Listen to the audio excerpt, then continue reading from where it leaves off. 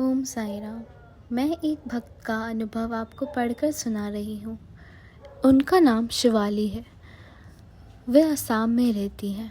तो आइए सुनते हैं उनका अनुभव।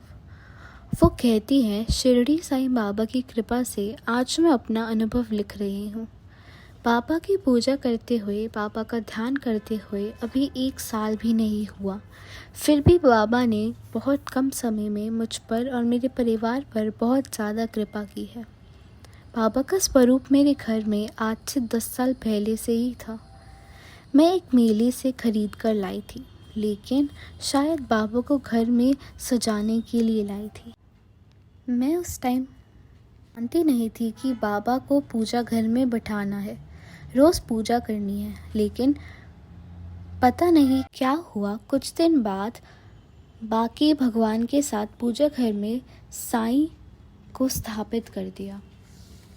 लेकिन मैं पूजा नहीं करती थी और साईं बाबा कौन है मुझे पता नहीं था। इस बीच जीवन में बहुत ज़्यादा तकलीफ़ आई गई और मैं नवरात्रि व्रत करने लगी।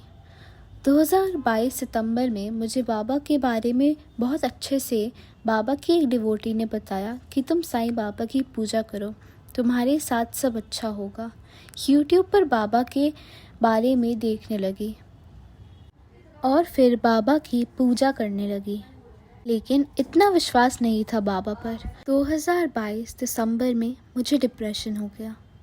1 मंथ हो गया था डिप्रेशन को। तब मैं हमारे यहाँ के साईं मंदिर में जाने लगी। हर थर्सडे जाती थी। बाबा का साईं सच्चरित्र, कष्ट निवारण मंत्र, स्तवन मंजरी और बाबा के 11 वचन पढ़ने लगी। बाबा की ऊदी रोज़ पीने लगी। ऊदी का टीका भी माथे पर लगाने लगी और तभी से मेरा डिप्रेशन धीरे धीरे ख़त्म होने लगा। बिना मेडिसिन लिए मैं डिप्रेशन से बाहर आ गई और आज मैं बहुत सुखी हूँ बाबा की दया से।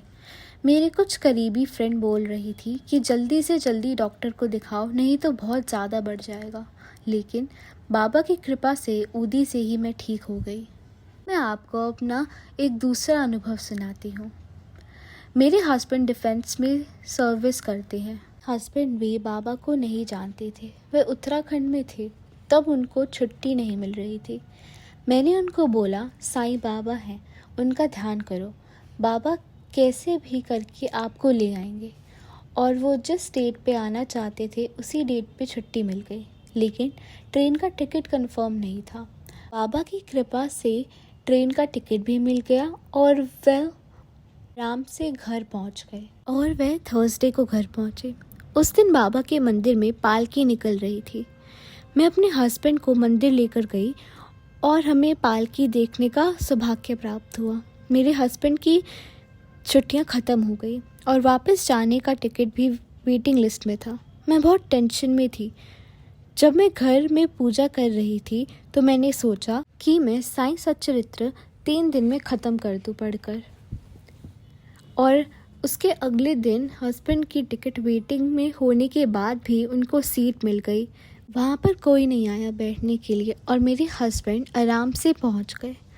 और उसी दिन बाद बाबा ने मेरे हस्बैंड को एक और अनुभव दिया और तब से मेरे हस्बैंड बाबा के भक्त बन गए। वे हर दिन मॉर्निंग और इवनिंग में 108 बार नाम कॉपी पर लिखते हैं और मैं भी जब भी साईं सच्चरित्र पढ़ती हूँ 3 दिन में मैं पढ़कर ख़त्म कर देती हूँ। बाबा ऐसे ही हम सब बच्चों पर अपनी कृपा बनाए रखें। साईं ज्योति आज पहली बार बाबा की इच्छा से आपको बाबा की लीला भेज रही हूँ। बाबा के बारे में जितना कहें उतना कम है। ओम साई राम।